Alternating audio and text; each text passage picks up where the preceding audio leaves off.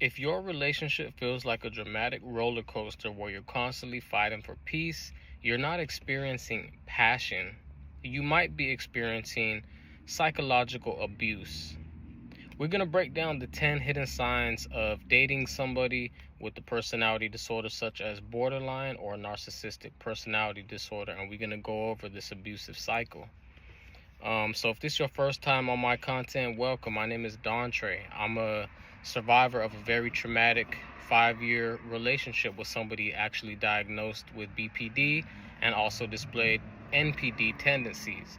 I've been through unhealthy family dynamics, codependency issues. I have mental health disorders such as depression, anxiety, substance use, and CPTSD that I got from this relationship, as well as other traumatic situations in my life. I faced very traumatic situations, life or death situations. I'm addicted to high conflict love or people. While I was addicted to that, and I basically make videos like this to help people like you heal and recover from situations like this. I advise that you always seek professional help rather than speak with family, friends, acquaintances, and people that don't know about these types of situations. Trauma bonds, cognitive dissonance, life or death events, things like that. Most people just don't get it, right? So these are going to be 10 signs that are the core behaviors used by high conflict personalities, NPD or BPD people, to establish control, dismantle your self-worth, and keep you trapped in a cycle of love and pain. This relates most to the cognitive dissonance, which is the internal conflict that keeps you stuck between the person you want them to be and the person they actually are. Cognitive dissonance is basically when you know you need to leave a relationship, but you just can't. The purpose of this video is to give you the language and validation that you need to clearly see the red flags and stop dismissing these behaviors as normal relationship issues. So if you can see, I only got one good eye. So bear with me. You know what I'm saying? Let's go over my brief experience. In my 5-year relationship, I was so focused on trying to fix the chaos that I missed these exact signs. Now, through my own healing and with the help of resources, I have recognized these patterns as a clear blueprint for abuse, and I want to help you see it too. This isn't just theory. This is my life, and likely yours. So the first one is the intense perfect start. This is the hook. You felt like you found your soulmate almost instantly. It was a perfect Disney Channel level romance. I know for me it seemed like that. High love bombing. You seem like you found your soulmate. They talking about they love you after a couple days, a week. You know what I'm saying? No, I want you to understand something, right?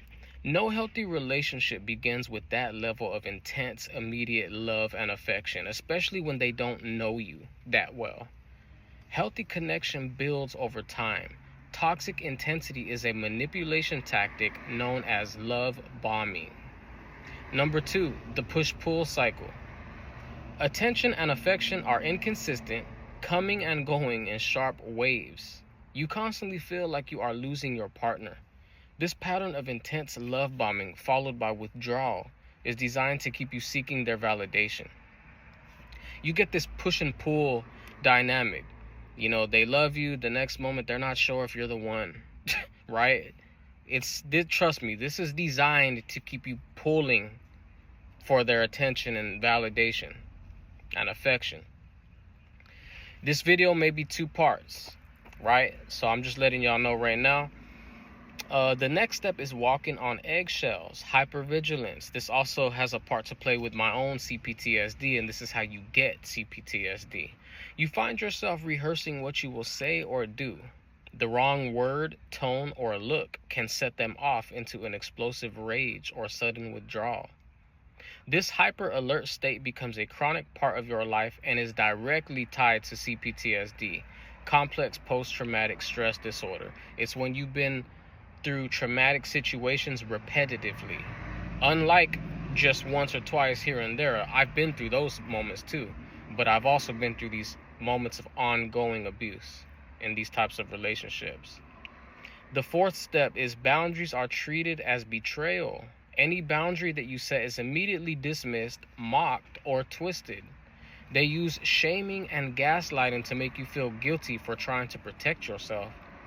In healthy relationships, boundaries build trust and safety, and they are respected. In a toxic one, they are treated as an attack. Always look at it like that. If you set a boundary and they looking at it as you're attacking them, toxic. Number 5, you become responsible for their emotions. Their bad attitude, their bad day, or even happiness is your fault or dependent on your actions. In healthy relationships, both partners take responsibility for their own feelings and actions. This dynamic is unilaterally one-sided or unilaterally one-sided. It's one-sided. Like, you notice you're responsible for their actions. That's not how life works. Everybody is responsible for their own happiness, their own emotions. The next one, number 6, double standards are the norm. The rules only apply to you. They may flirt with others or engage in disrespectful behavior, but the same behavior from you is unforgivable. Healthy relationships rely on fairness, consistency, and mutual respect. Number 7, the silent treatment punishment. This is not about taking space to calm down. It is a calculated form of psychological punishment. This isn't to calm down or gather their thoughts or emotions. They can ignore your texts, stop speaking to you, or ignore you in your own house for days, weeks, or even months. I've experienced this. This is a power move designed to train you to apologize even when you're not in the wrong, and chase their attention and approval. Number 8, no repair after conflict. There is no genuine conflict resolution with this person, with these people. You are always the one promising and trying harder, while they remain the innocent victim who did nothing wrong. You are perpetually forced to take the blame and concede, which is not right. In healthy relationships, there is a conflict resolution. Two people want to resolve a conflict. If you find yourself in a relationship with somebody that is not willing to resolve a conflict, that is toxic. Number 9, isolation from others. Every time you try to spend time with friends or family, you pay for it. They may pick a fight right before you leave or during the event. The goal is control, not love. They want to make you dependent on them, so they are all you have left. And the last one is 10, systematic gaslighting. And this equals the loss of self. This is the constant twisting of your thoughts and rewriting the truth, leaving you questioning your memory and sanity. Self-gaslighting. This is when you make excuses for their behavior. Oh, they've been through a lot. Or only if I hadn't done ... You silence your own truth to preserve the relationship, and you lose your identity. This systematic devaluation causes you to truly lose your own identity and question your own thoughts. Let's go over some skills that you need to do. You need to develop radical self-trust. Trust the anxiety and the feeling of walking on eggshells that your body is telling you as the truth. Practice gray rock and disengagement. When faced with the silent treatment or conflict, refuse to chase or explain yourself. Establish non-negotiable boundaries. Treat your boundaries as facts, not requests. When they are crossed, you implement the consequence without further debate. So the clearest sign that you are in a relationship with high conflict personality is to stop analyzing the 10 signs and start focusing on the feeling. I got a final question for you. Ask yourself this: how do you feel after spending time with them? Do you feel safe, calm, loved, and supported? Or do you feel drained, anxious, and constantly doubting yourself? That draining, anxious feeling is your answer.